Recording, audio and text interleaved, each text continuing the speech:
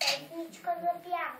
Къвката поспря да плаче и повдигна весел кълпач. И видя до горската елица да спи незнайна хубавица. Аз съм малка горска фея, цялата гора владея. Пратиха ме тук врабчета, да ти сложа аз крачета. За да бъдеш като всички, ще ти сложа и ръчички. Името ти е Кабарко, сложих ти крака и вече стана истинско човече. Ще ти кажа без да питаш, тъй на празно да не скиташ. Щом работиш, ще ядеш, никога да не крадеш, да не лъжеш се пази, също да не те мързи.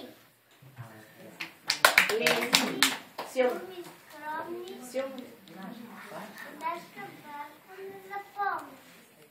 След минута полетяли до вратни